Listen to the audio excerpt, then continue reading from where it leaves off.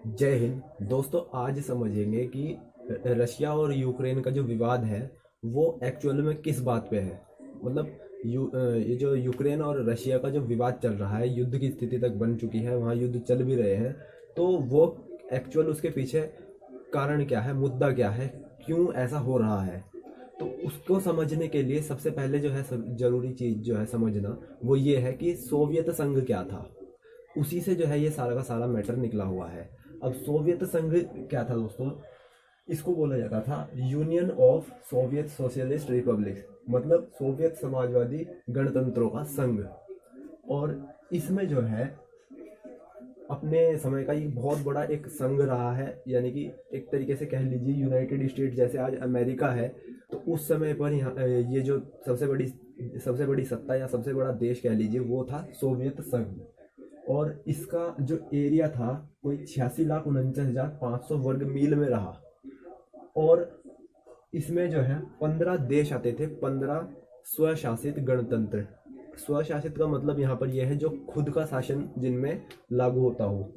उनमें थे रूस, Georgia, Ukraine, Moldova, Belarus, Armenia, Azerbaijan, Kazakhstan, Uzbekistan, Turkmenistan, Kyrgyzstan, Tajikistan, Estonia, Latvia और Lithuania. ये 15 देश जो थे सोवियत संघ का हिस्सा थे।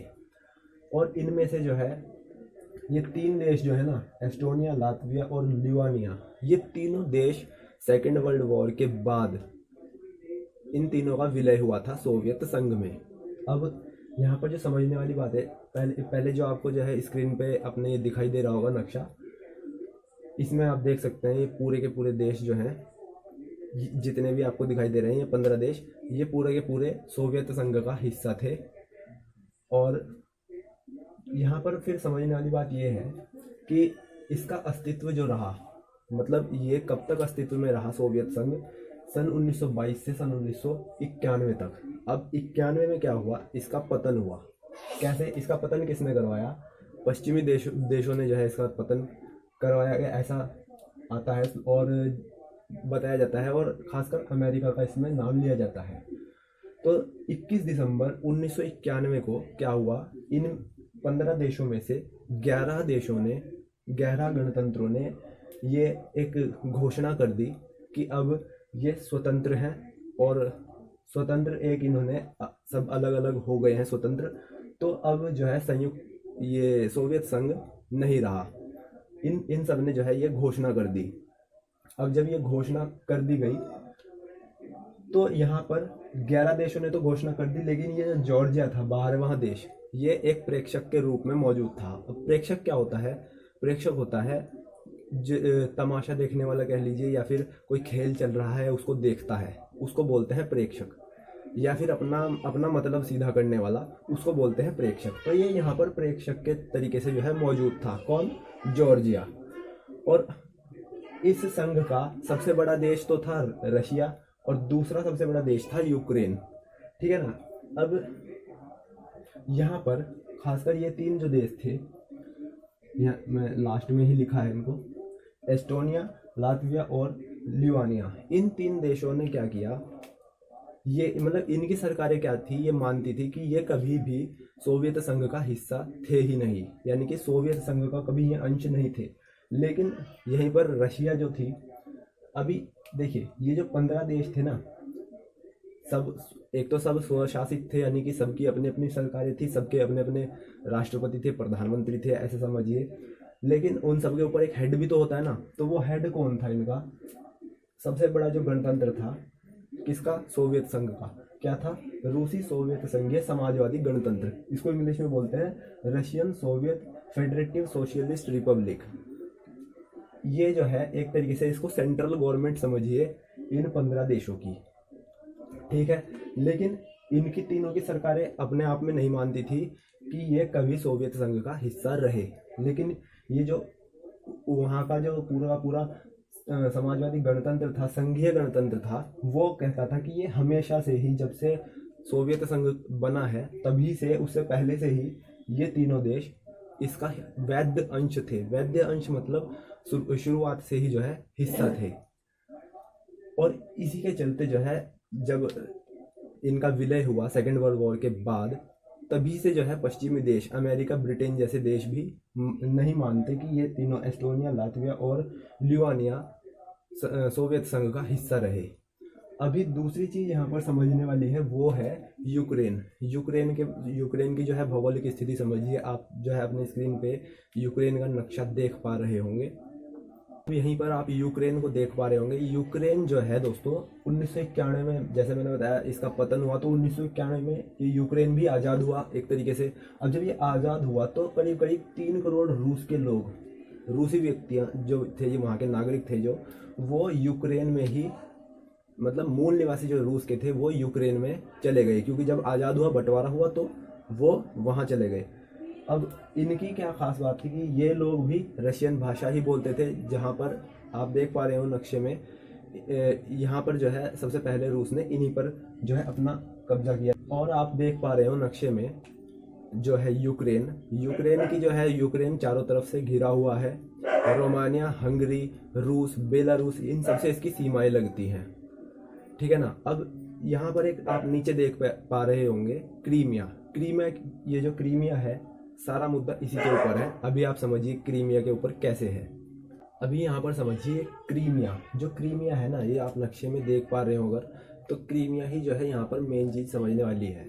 अब समझिए क्रीमिया जो है ना दोस्तों, क्रीमिया को रूस के द्वारा ही जो है यूक्रेन को दिया गया था तोहफे में। क्रीमिया जो था एक तोहफा था, जो तोहफा यूक्रेन को दिया गया था रूस के द्वारा। कब? सन 1783 में रूसी साम्राज्य जो था उसकी एक महारानी हुई, कैथरीन द ग्रेट, और इनके साम्राज्य में ये क्रीमिया जो है तोहफे में किसको? यूक्रेन को दिया गया था।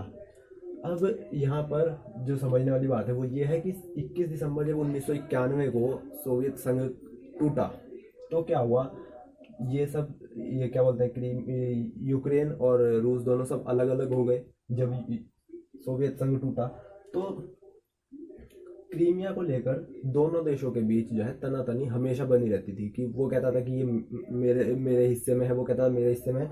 तो ऐसे इनमें लड़ाई चलती रहती थी। तो अब 1991 के बाद जो है ये जो लड़ाई चलती रही और हमेशा ही चलती रहती। तो फरवरी 2010 में हुआ क्या, यूक्रेन में चुनाव हुए और वहाँ पर विक्टर यानुकोविच नाम के कोई व्यक्ति जीते और राष्ट्रपति बने यूक्रेन के। और इनकी सबसे खास बात क्या थी, ये रूसी समर्थक थे, रूस का समर्थन करते थे ये।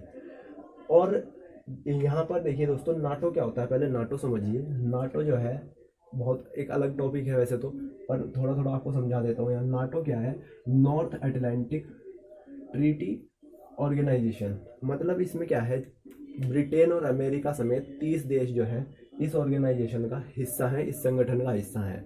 और इन 30 देशों में किसी भी एक देश पर अगर कोई तीसरा देश नाटो से अलग हमला करता है या युद्ध करता है, तो ये 30 देश एक साथ इकट्ठे मिलकर एक पूरी ऑर्गेनाइजेशन के तौर पर ही जो है युद्ध करेंगे और उस तीसरे देश से जो है युद्ध करेंगे।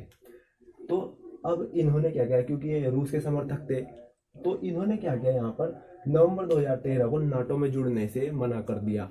एक तरीके से उसका सदस्य बनने से इन्होंने मना कर दिया। तो यहाँ पर एक स्थिति उत्पन्न हुई कि यूक्रेन के लोगों ने मुद्दा उठाया कि भाई ये तो रूस के दबाव में आके ऐसा ऐसा कर रहे हैं, ऐसे ऐसे निर्णय ले रहे हैं रूस के दबाव में आकर। अब जब ये जो है प्रदर्शन होने लगे, तो फरवरी 2014 की बात है, वहाँ ऐसे ऐसे प्रदर्शन होने लगे, आंदोलन होने लगे।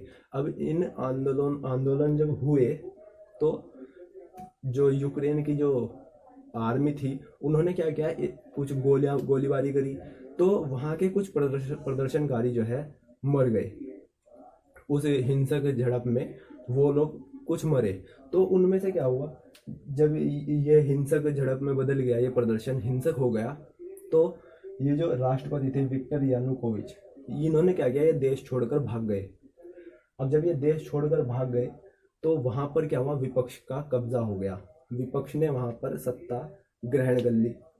अब जब विपक्ष वहां सत्ता में आ गया और इसी बीच ये जो तनातनी चल रही थी प्रदर्शनकारी आंदोलनकारियों के और वहाँ की आर्मी के बीच, इसी बीच क्या किया रूस ने 18 मार्च 2014 को क्रीमिया पर अपना आधिपत्य कर लिया, उसको अपने अधिकार में ले लिया, उस पर कब्जा कर लिया। डेट क्या थी? 18 मार्च 2014, याद रखिएगा।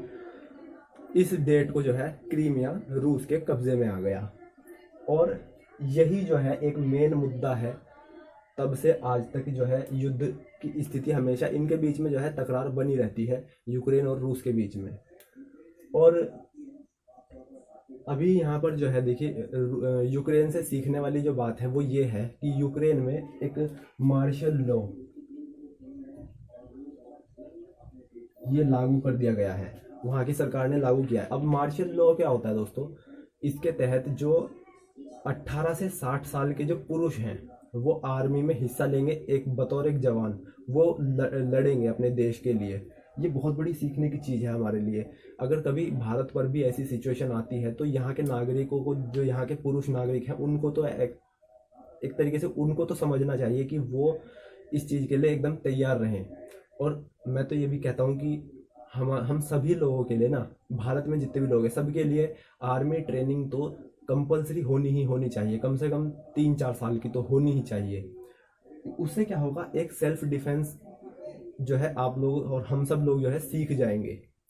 और यहाँ के लोगों में क्या है कि भाई जो ये काम जो है लड़ाई भिड़ाई का, ये सिर्फ आर्मी का है। कोई देश हम पे हमला करता है तो आर्मी रोकेगी? नहीं, ऐसा नहीं है। ये हमारे लिए भी सीखने की चीज़ है। हमको भी जो है अगर कभी ऐसी स्थिति बनती है तो हमें भी उतरना चाहिए इस चीज़ में। तो ये जो बात है हम लोगों के लिए भी जो है सीखने की है।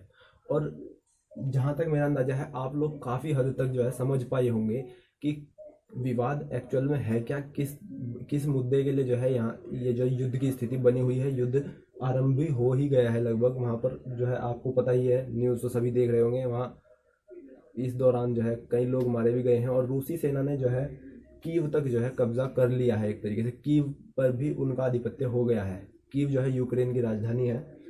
और यहाँ पर मेन चीज़ देखिए समझने वाली यह है कि ये नाटो के जितने भी देश हैं ना, इन्होंने सबने जो है मना कर दिया है, अभी कोई समर्थन दे नहीं रहे हैं यूक्रेन को।